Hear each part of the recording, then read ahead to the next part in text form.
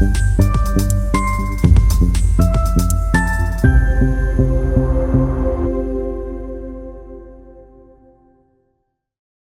में गंगा, गोमती और नाद नदियों की बाढ़ से लक्ष्मी सेनपुर और टेकुरी गांव जलमग्न हो गए। हालात बेहद खराब हैं। चारों ओर 15-20 फीट तक पानी भरा है। ऐसे में दिव्य ज्योति जागृति संस्था ने 425 परिवारों को राहत सामग्री, दवाइयां और बच्चों के लिए बिस्किट चिप्स वितरित किए। सेवा कार्य में स्वामी हरि प्रकाशानंद व ग्राम प्रधान लक्ष्मण सिंह सहित कई वॉलंटियर्स शामिल रहे।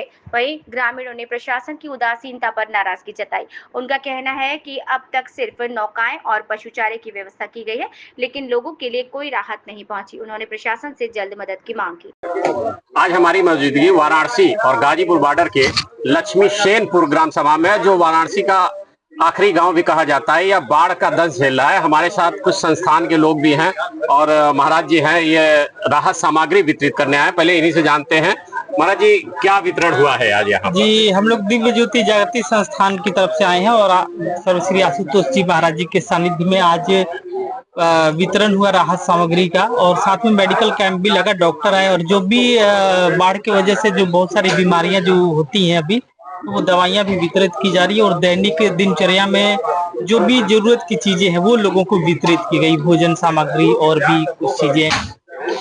यहाँ हमारे साथ युवा परिवार के सदस्य भी हैं जो राहत कार्य में जुटे हुए हैं, तो हम इनसे भी जानेंगे इस समय क्या समस्याएं आई रही हैं ग्राम सभाओं में, किस तरह की जो है आप लोग मदद कर पा रहे हैं। जी, हम लोग युवा परिवार सेवा समिति दिव्य ज्योति जागृति संस्थान द्वारा यहाँ पे जो हम लोग कार्य कर रहे हैं, हमारा प्रयास ये है कि हम लोग ग्राम सभा में वो दैनिक चीजें पहुंचा सकें जिससे कि यहाँ के लोग दंश झेल रहे हैं। जैसे कि यहाँ पे हम लोगों ने एक किट बनाया था जिसमें नमकीन, बिस्किट, पानी था, मोमबत्ती था, माचिस था, उसमें वो भी था, मॉर्टिन भी था। इस तरह का प्रयास है कि ताकि लोगों को दैनिक चीजें हम ऐसा पहुंचा सके, और साथ में पूरी सब्जी भी था। इस तरीके से हम लोग पैकेट बनवा के लगभग 500 के नियर अबाउट पैकेट बना था, 400 से ज्यादा। तो देखिए, ये राहत सामग्री भी जो है, ये संस्थाएं हैं जो राहत सामग्री लगातार ग्रामीणों को पहुंचा रहे हैं। हमारे साथ यहाँ के ग्राम प्रधान लक्ष्मण सिंह जी भी हैं, हम इनसे भी बात करेंगे और जानेंगे कि लक्ष्मण सिंह जी से कि अब तक यहाँ क्या क्या जो है राहत सामग्री आ गई है और प्रशासन के द्वारा क्या सहयोग किया गया है, और इनके द्वारा, क्योंकि गांव के प्रधान है, इनके द्वारा किस तरह की व्यवस्थाएं गांव में की गई हैं। प्रधान जी, देखिए, जब से बाढ़ आया पिछले 5 दिनों से, मैं सुबह 7 बजे से रात 8 बजे तक बाढ़ राहत शिविर बना हुआ है। उस पर संबंधित लेखपाल, कानूनगो, अमीन और साथ ही साथ 2 बार नायब तहसीलदार का भी आगमन हो चुका है। अब तक हमारे गांव में प्रशासन के द्वारा 4 नाव पिछले 5 दिन से लगातार चल रही है। साथ ही साथ इस गांव में पशुओं के लिए 500 कुंटल भूसा का वितरण किया गया है। और कल, चूंकि मैं यहाँ का मंडल अध्यक्ष भी हूँ भारतीय जनता पार्टी का, तो कल मेरे चौबेपुर मंडल क्षेत्र में पिपरी गांव आता है, वहां पर 240 बाढ़ राहत शिविर जो सरकार के द्वारा मुहैया कराई गई थी, उसका वितरण माननीय विधायक जी के भाई सुमंत जी और नायब तहसीलदार वहां पे आए, तो वहां वितरण हुआ है। और उन्होंने आश्वासन दिया है कि ग्राम सभा टेकुरी और ग्राम सभा लक्ष्मी सेनपुर में जल्द ही वह राहत पैकेट भी आएगा। और साथ ही साथ मैं शिवम जी का, महाराज जी का भी धन्यवाद देना चाहूंगा कि आप लोग मेरे बुलाने पर, मेरे आग्रह पर इस गांव में आए और लगभग 400-500 बच्चों और बुजुर्गों को, महिलाओं को इन लोगों ने अपने द्वारा सेवा दिया। और डॉक्टर की टीम जैसा कि अभी भी बैठी हुई है मंदिर के पास, ये लोग भी सुबह से लगे हुए हैं और क्या कर रहे हैं कि लोगों का चेकअप कर रहे हैं। उनकी दवाइयां तुरंत उपलब्ध हो रही है, निःशुल्क सारा सुविधा यहाँ पर आज उपलब्ध हुआ है। इसके लिए बहुत बहुत धन्यवाद। देखिए, तो प्रधान जी, ग्राम सभा तो आपका पूरी तरह से जो है बाढ़ग्रस्त और कट गया है। जी हाँ। तो सरकार के द्वारा अभी तक राहत सामग्री अगर कहा जाए तो कुछ आई नहीं है, तो किस तरह की दुश्वारियां गांव के लोग झेल रहे हैं? आवागमन बाधित है, तो आवागमन के लिए तो आपने बताया कि नाव है, लेकिन अन्य सुविधाओं का जो मूल चीजें हैं, जो रोजमर्रा की चीजें हैं, उसको लोग लाने के लिए किस तरह से जो है?